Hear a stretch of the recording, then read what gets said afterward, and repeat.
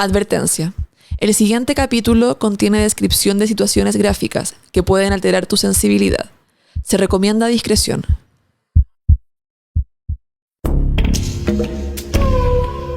El dinero no solo sirve para comprar cosas que queremos y necesitamos. No solo nos asegura servicios, ni nos permite llevar un cierto estilo de vida. No. El dinero también funciona como una herramienta para tapar, para esconder secretos que nos avergüenzan, crímenes que nos persiguen y fantasmas que por mucho que mantengamos las luces encendidas, no nos dejan dormir. Atropellos que quedaron sin condena, víctimas que no tuvieron justicia y huellas que a punta de billetes y monedas se borraron para siempre. ¿Qué pasa cuando la oveja negra de la familia es en realidad un lobo feroz? En este nuevo episodio de Archivo Criminal les contaré la historia de Robert Durst, un hombre que falleció tras las rejas en enero de este año, pero que se llevó consigo más de un secreto turbio. Un hombre que a su paso solo supo dejar miseria humana, sangre y horror. Un hombre tan egocéntrico y narcisista que reveló sus más temibles crímenes cuando pensó que nadie lo escuchaba. Y es que después de años de impunidad, ¿qué podría salir mal? Les propongo empezar desde el principio.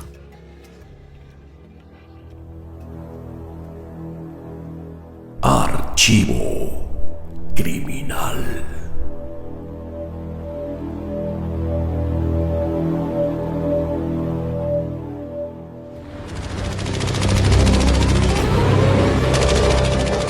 Muchas cosas pasaron mientras él estuvo vivo. En 1943, cuando nació, la Segunda Guerra Mundial se encontraba en su trágico esplendor y no parecía dar tregua.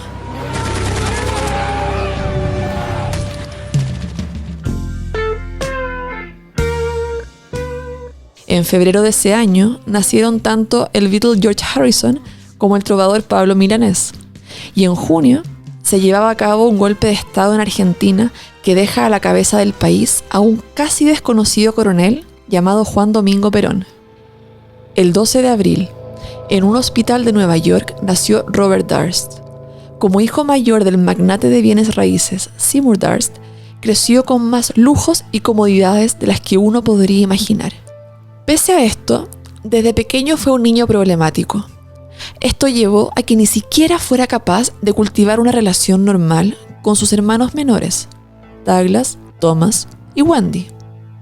De hecho, en una entrevista para The New York Times, Douglas describió su relación como tóxica y que incluso cuando trabajaron en el mismo edificio, cada uno mantenía un arma a mano en caso de que fuera necesario. Y es que para Robert, los primeros años no fueron ni fáciles ni normales, porque hay dolores que ni siquiera el dinero puede calmar. En 1950, su madre Beatrice, de solo 32 años, murió tras caer del techo de la residencia familiar en Scarsdale, en el estado de Nueva York. Según el niño, que solo tenía 7 años cuando sucedió, la mujer no cayó, sino que saltó del techo voluntariamente y ante sus inocentes ojos. Pese a su estatus social, en los años 70 se volvió parte de la cultura hippie. Mientras estudiaba en la Universidad UCLA, experimentó con marihuana y además participó de terapias de grito con John Lennon y Yoko Ono. Su relación con los Beatles no quedó ahí. Fue discípulo del gurú de la banda, Maharishi Mahesh Yogi. Pero ni una infancia complicada, ni una juventud hippie podrían haber presagiado lo que marcaría la historia de Robert Durst, convirtiéndolo en una de las figuras más emblemáticas del género documental de True Crime.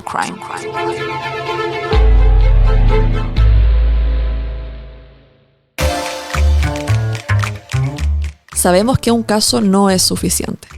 Es por eso que en Archivo Criminal también te entregamos datos y recomendaciones para satisfacer tus necesidades de contenido policial. Si te gusta el True Crime y el maquillaje, tienes que revisar los videos de Bailey Sarian en YouTube. La estadounidense retomó su serie Mystery and Makeup luego de una pausa de varios meses y cada lunes publica un nuevo caso. Acabo de matar a mi padre es un documental que encuentras en Netflix y que relata la vida de un joven que lo soportó todo hasta que ya no pudo más. La carencia de redes de apoyo y de afecto durante gran parte de su vida, así como una relación extremadamente tóxica con su cuidador principal, tuvieron un desenlace trágico.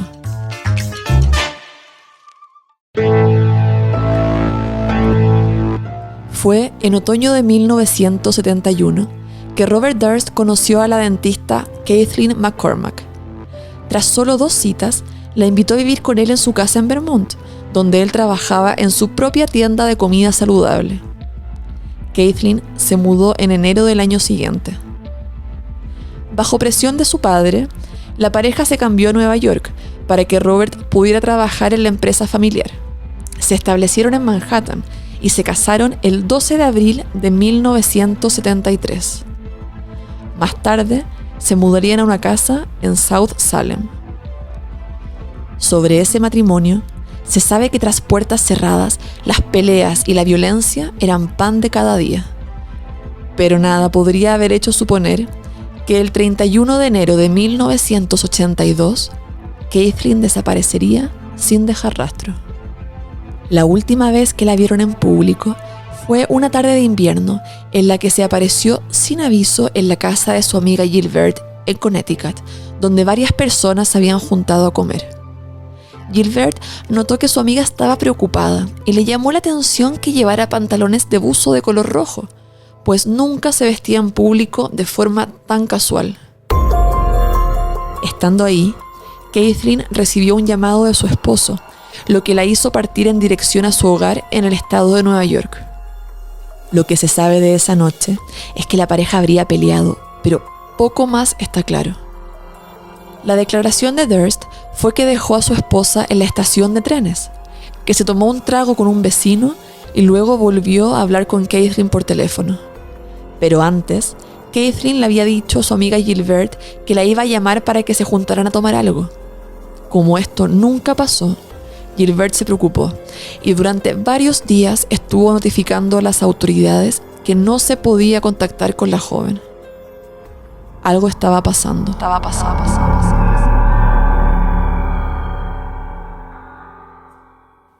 Días después, Robert Durst puso una denuncia. Su esposa estaba desaparecida. Y 3 semanas más tarde, el mayordomo del edificio donde vivían encontró las pertenencias de la mujer en la basura. Semanas antes, Kathleen había sido atendida en el hospital de Bronx por golpes en su rostro y aunque nunca denunció, sí le confidenció a una amiga que su marido la había golpeado. Cuando ella le pidió el divorcio, él en cambio optó por cerrar sus tarjetas de crédito, quitarla de la cuenta corriente en conjunto y dejar de financiar sus estudios. 8 años después de la desaparición de Kathleen, Durst se divorció en ausencia, acusándola de abandono marital, y en 2017 fue declarada legalmente muerta. Pese a que la mayoría de las personas que los conocían estaban seguros de que Durst había tenido algo que ver con la desaparición de Kathleen, una persona siempre lo apoyó e incluso le prestó coartada cuando fue necesario. Se trata de Susan Berman, la hija del gángster David Berman. Pero el 24 de diciembre del año 2000 la encontraron asesinada en su casa de California. Días después, llegó una carta a la estación de policía con fecha del 23 de diciembre que contenía la dirección de Susan y la palabra cadáver.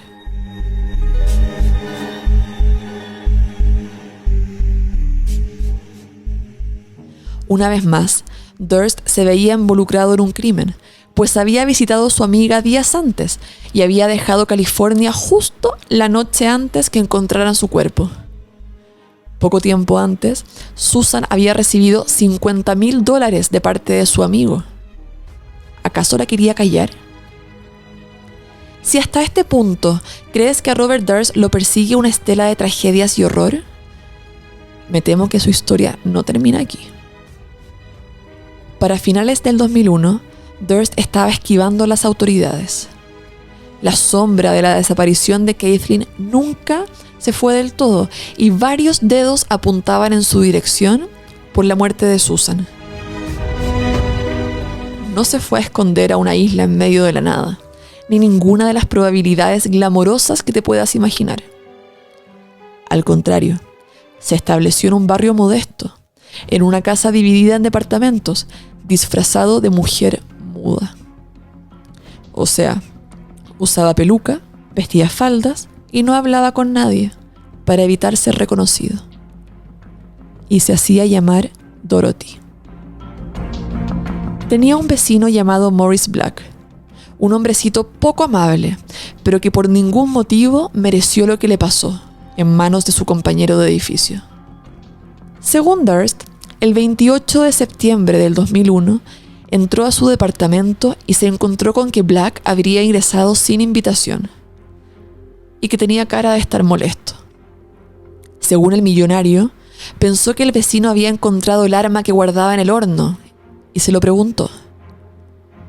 De acuerdo al testimonio de Durst, pues por desgracia no hay testigos, Black se puso de pie y apuntó la pistola hacia la cabeza del heredero.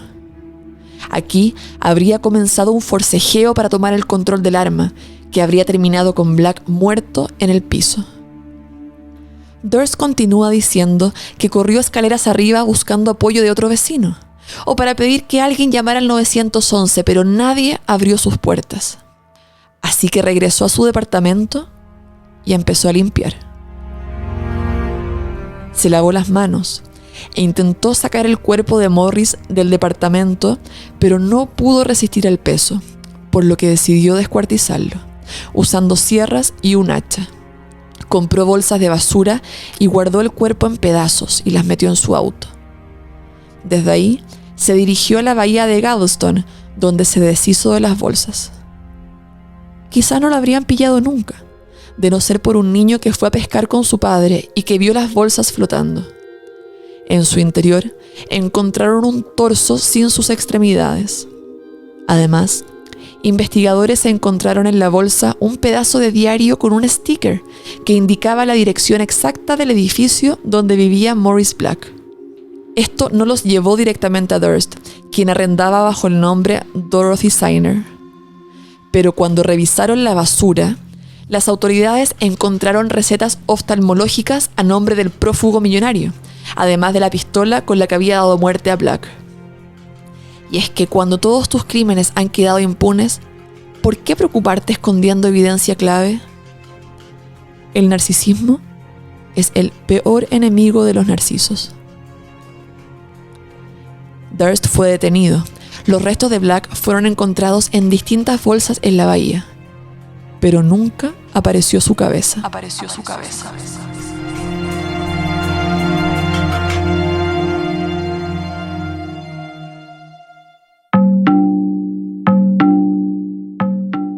En diciembre de 2004, se declaró culpable de contaminar la evidencia, pero mantuvo que su motivación fue la defensa personal. Y en julio de 2005, Durst era un hombre libre. 6 años más tarde, en 2010, se estrenó la película Crimen en Familia, donde Ryan Gosling interpretaba a un hombre inspirado en Durst y Kirsten Dunst hacía las partes de su joven esposa Kathleen. En vez de sentirse ofendido o amenazado, a Durst le gustó tanto que hicieran una película sobre su vida que se comunicó con el director de la cinta, Andrew Jarecki. Esto llevó a que ambos hombres se comunicaran constantemente por correspondencia y teléfono y que se concretaran diversas entrevistas que quedaron plasmadas en el documental del 2015 de Jinx. Aquí, esta historia da un giro que raya en la comedia. Si es que algo de esto, claro está, fuera gracioso. El documental da cuenta de toda la evidencia circunstancial que une a Durst con el asesinato sin resolver de Susan Berman y cómo ella le había ayudado a cubrir la desaparición forzosa de Kathleen años antes. También se refieren al asesinato y posterior juicio por el caso de Morris Black. Pero lo más impactante está en los últimos minutos del capítulo final. Tan impactante que minutos tras ser emitido, el FBI partió a un hotel donde se encontraba Durst en Nueva Orleans para arrestarlo.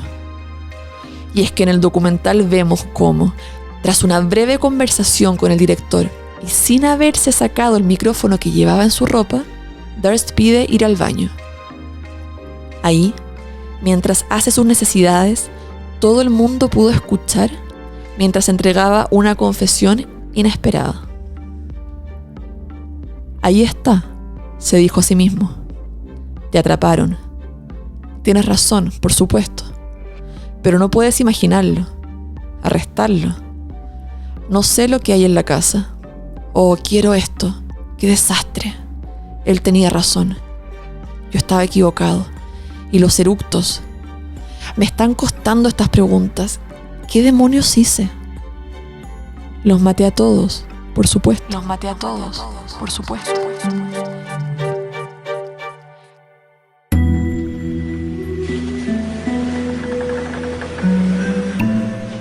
Primero lo atraparon por posesión ilegal de armas y en 2016 lo condenaron a pasar 86 meses tras las rejas. En 2020 comenzó el juicio por el asesinato de Susan Berman. Un amigo en común testificó que Durst le había confesado el crimen. Además, la propia defensa reconoció que fue él quien escribió la carta que recibieron las autoridades tras la muerte de la mujer, con la palabra cadáver escrita en ella. Por motivos de pandemia, el juicio se pospuso hasta el 2021, pero para esa fecha la defensa pidió que se pospusiera indefinidamente, pues Durst había sido diagnosticado con cáncer en su vejiga. La moción fue rechazada. Después de muchos ires y venires, finalmente en septiembre del 2021, Robert Durst fue condenado por el asesinato en primer grado de Susan Berman, y en medio de reclamos de su defensa que pedía nulidad, en octubre fue condenado a pasar el resto de su vida tras las rejas. Y así sería, porque en enero de 2022, Robert Durst falleció tras sufrir un paro cardíaco. El cuerpo de su esposa Kathleen nunca fue encontrado y nunca se le culpó legalmente por su desaparición. Nos vemos en un próximo episodio de Archivo Criminal para develar una vez más lo peor de nuestra especie. Hasta entonces, cuídate.